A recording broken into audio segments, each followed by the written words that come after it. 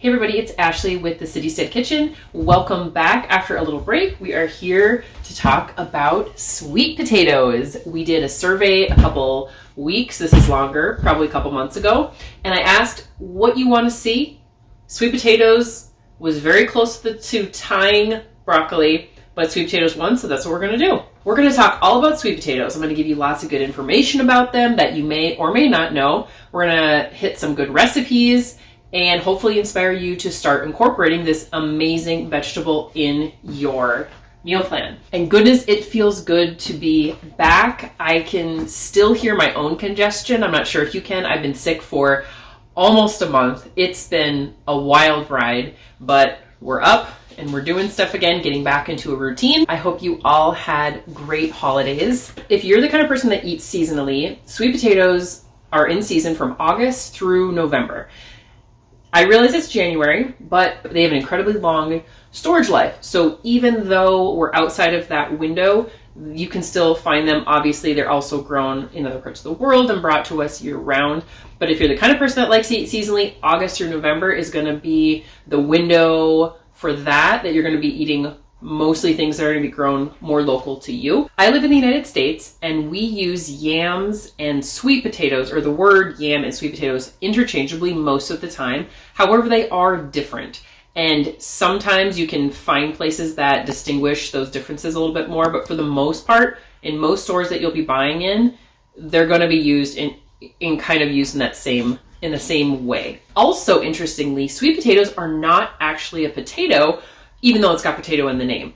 Regular potatoes are a part of this family, and I don't want to try to pronounce it, at least right now. Sweet potatoes are a part of this family. I haven't studied biology beyond a college level, and so I don't know the difference between where those lie, but they're very different species of vegetable. I want to show how versatile sweet potatoes can be. One of the reasons why I want to just sort of showcase sweet potatoes is that they are so versatile. They can be baked, roasted, sauteed, grilled, boiled, steamed. They can be prepared in so many different ways. You can put them in the oven, the Instant Pot, and they can be blended into things. We're going to make a dip.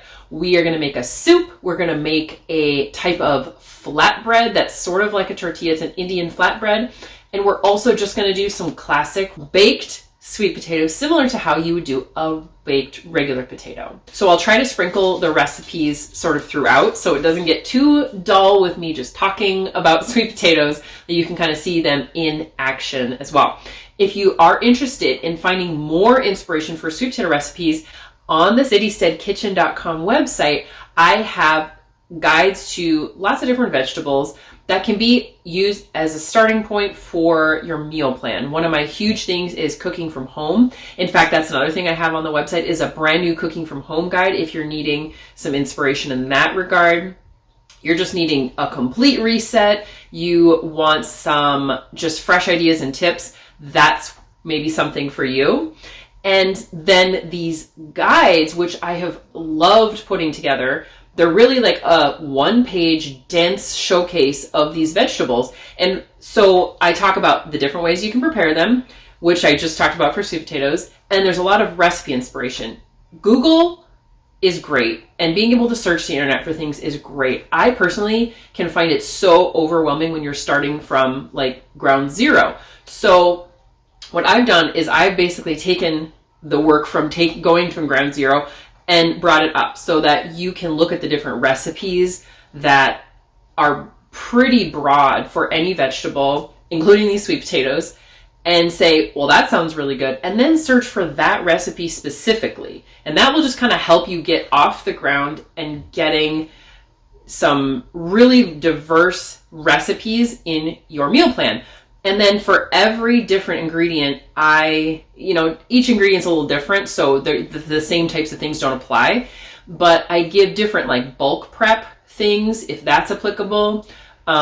Just different ways you can reuse already cooked. Like I think in the sweet potato one, I talk about different ways that you can reuse sweet potatoes that have been steamed or boiled or, things like that, versus if they're roasted or grilled, different ways that you can reuse those as well. So that's on the website. I'll put the link in the description. For watching here, anything on the website, There is a code that you can use for 10% off anytime. So let's get back to sweet potatoes. I can tell I'm really excited about this because I really appreciate simplicity in food. You can't go wrong when you're building a meal plan, or you're stuck building a meal plan, or whatever it might be, on just keeping it as simple as possible. And I also think that once we're ready, or we're just wanting to do more, there's so much out there, but we don't have to get overwhelmed. So we're here to help with that. The first recipe we're going to work on today is just a simple baked sweet potato, and I'm going to bake a couple. We'll prepare some to eat, and then we're actually going to use it in another recipe. I'm actually going to just bake extra because I know I want to use it in another recipe, which is a meal planning tip. If you're making something and you know you want to turn it into something else, but you need to get it out of its raw form, just scoot it in with whatever else you're cooking. Or maybe you're baking some banana bread or something like that and your oven's already on. Pop a sweet potato in if you know you're going to want to use it later in something else. The first thing we'll do is just give these a really good scrub, preheat the oven, and get them baking. If you have bought sweet potatoes in a store, you know that they come in all shapes and sizes. One thing that I recommend doing when you're baking specifically is trying to find ones that are relatively the same size. I feel like these are pretty good. I don't know what you think. As opposed to this guy, which is going to be, even though it's shorter, it's got a bigger circumference. So it might take a little longer to cook. So we're going to go with these ones that look like they're a little same size. This one's a little small. That one's a little big. That might be okay.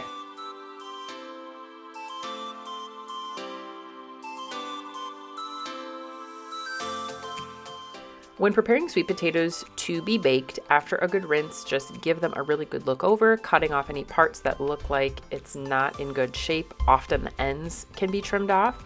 And unlike regular potatoes, sweet potatoes don't get wrapped in foil. They just need some fork pokes to help let out some of the steam when baking, and they're good to go.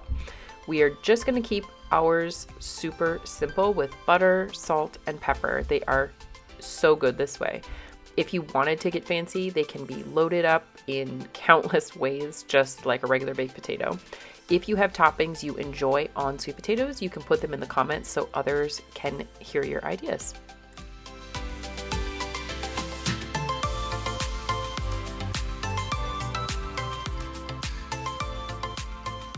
If you're a gardener, have you ever tried growing sweet potatoes? I've tried 2 different times, and they both times grew sweet potatoes, which was super exciting. I don't know if I paid enough attention to what they uniquely need. They didn't get super big, which again could have been late planting, at least in the case of 1 year. They don't grow, well, they're not a potato, so they don't grow from the actual potato the way that a white potato or, the other traditional potatoes do. What you do is you actually have to put this in like water and let it sit, and what happens is from the eyes sprouts, you plant what's called a slip. And so from those eyes sprouts a combination of roots and leaves, which is really cool. And then you take those off, and that's what you plant. Those are your seeds. It's a really neat thing. It's not like anything else that I plant. And the plants are beautiful. There's these flowers that come out, and we were just, for no other reason, grow sweet potatoes for the beauty of the plant. They are absolutely gorgeous. That's my advice. If you've planted them successfully, if you could throw in the comments anything that you've learned. Mine just weren't big. And so, again, it could have been length of time, but I don't think they take as long as I'm thinking they need.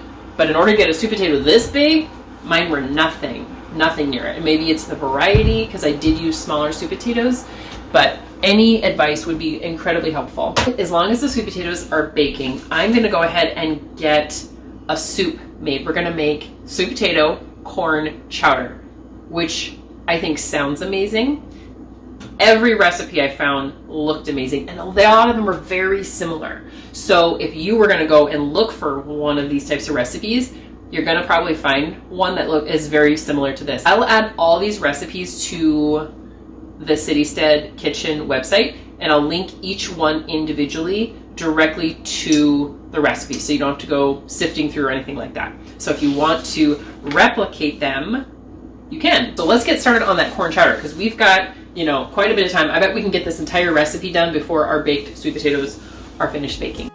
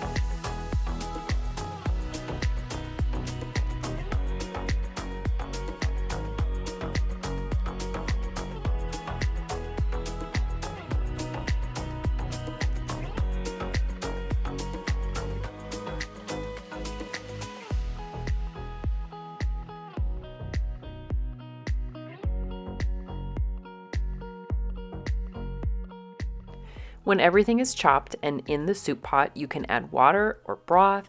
I added some of each. Because I added some just plain water, I also added some bouillon paste. I always go heavy on the bay leaves, which is why there's 5 in here. I opted for a tiny amount of optional cayenne pepper. It was just 1/4 of a teaspoon. After the potatoes are softened, which takes about 20 to 25 minutes to get to this point right here, you can puree some of the soup and add it back in. I think I added too much water because at this point, the vegetables weren't being suspended in the soup the way that I would like them to be. So I made a cornstarch slurry and added it back to the soup. And after that, I did have to bring it back to the stove to get it to actually thicken up. But if you follow the proper ingredient instructions, you shouldn't have to do that. And you can see the difference right away. You can see that mine's just a lot thinner, and that was totally my fault.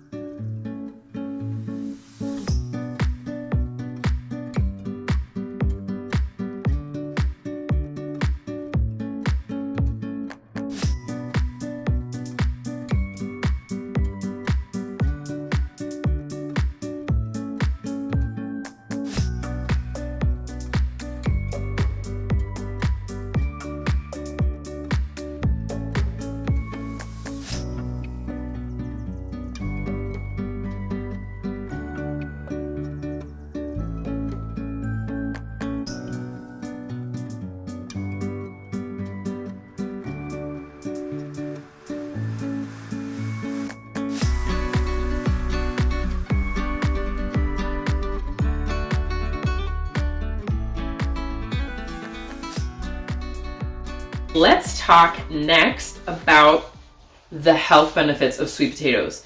There are so many. And of course, I did some research leading into this because I can't offhand recall all of them, but here we go.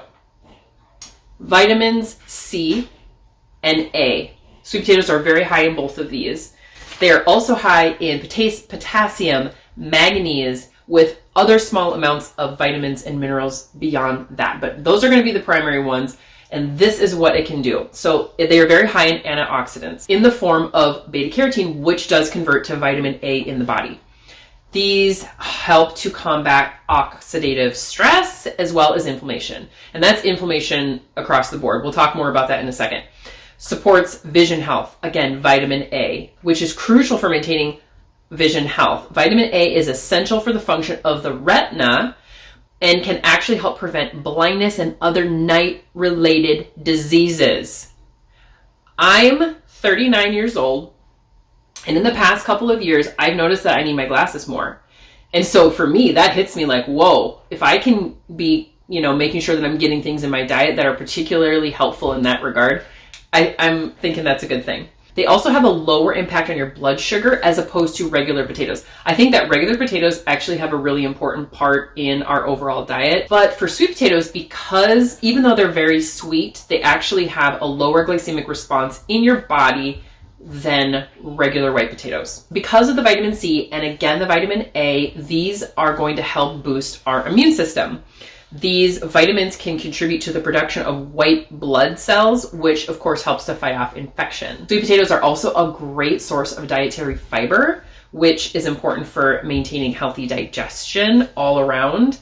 Some of the compounds in sweet potatoes, such as, the pronunciation on this, I didn't look it up. I'm going to put the word here so you can see it.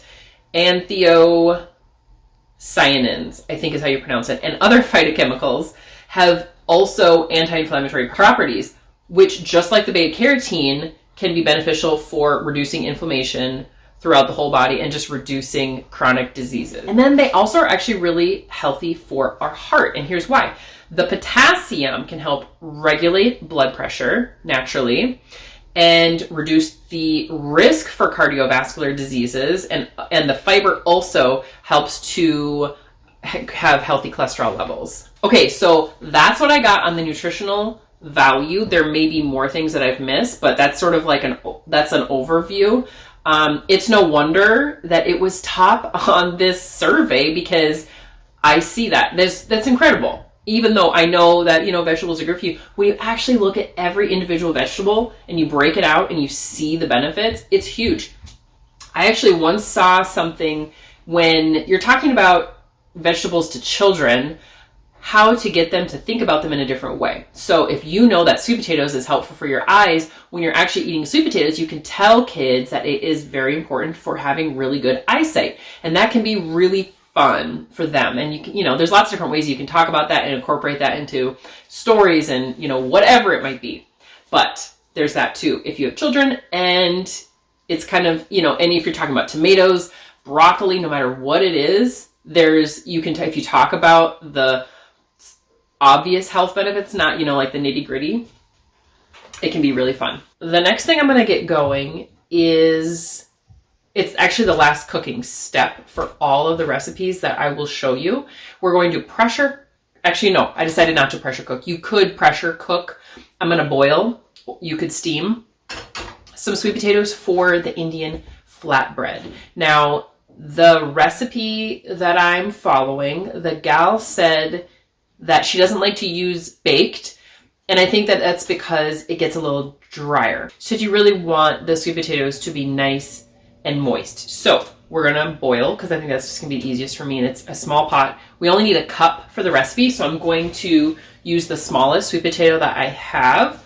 We'll use the rest in something else. But we're gonna boil that, so that'll be ready for whenever I'm gonna make it. For the sweet potato roti, or Indian flatbread, we are going to peel the sweet potatoes this time. The peels have a ton of fiber and antioxidants in them, so we kept them on in the soup and of course ate them in the baked version. But because we want this to be a puree, we're just going to peel them.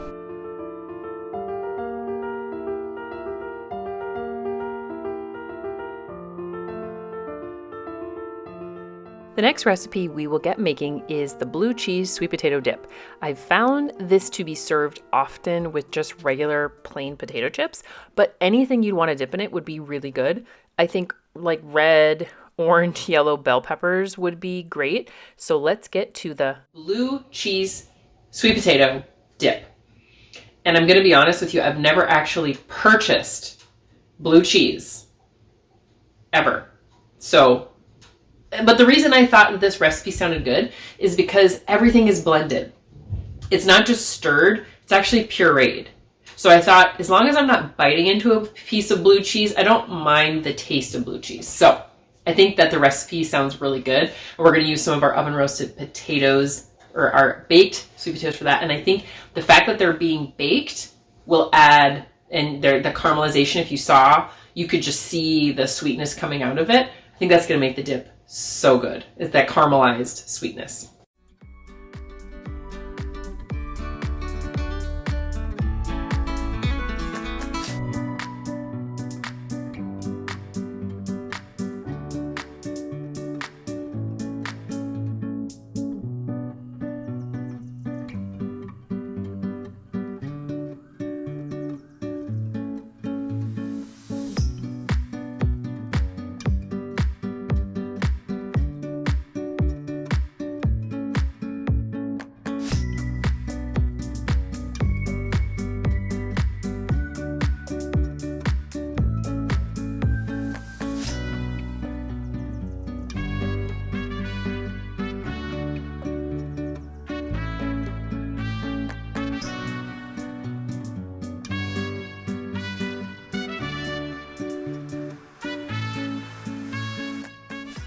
Now on to the last recipe, which is the sweet potato roti. This is the sweet potato we peeled and boiled, and right after it was done boiling, I mashed it before putting it in the fridge.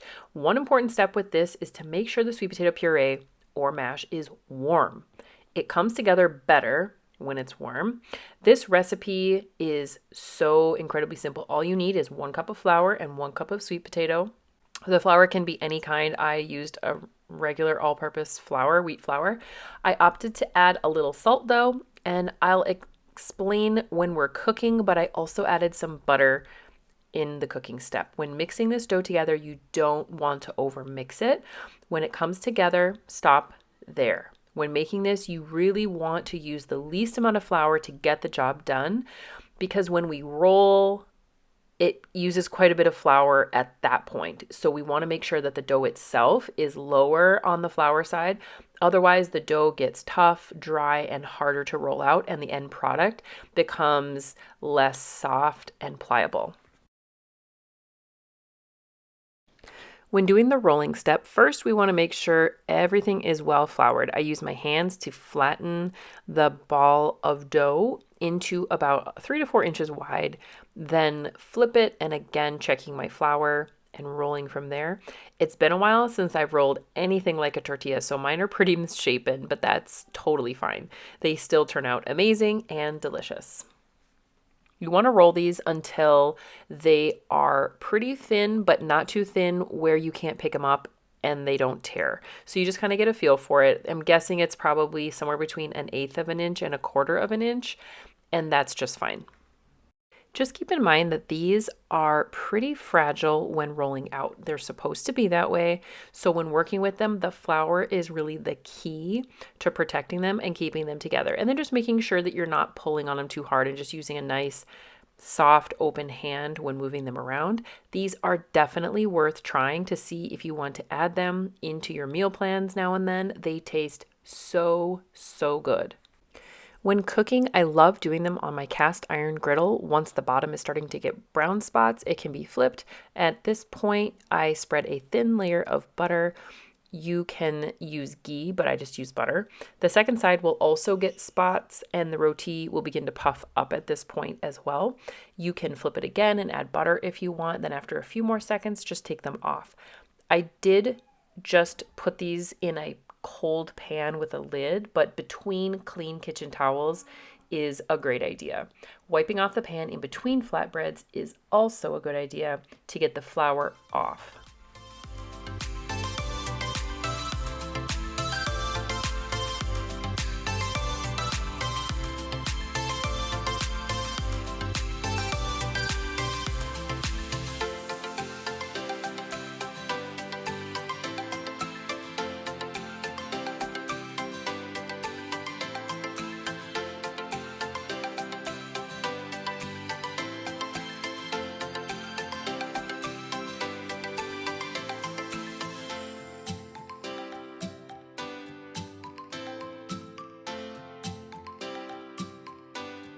I really hope that this video gave you some good ideas on how versatile sweet potatoes can be. Maybe give you some information you didn't know about the nutrition that's in sweet potatoes.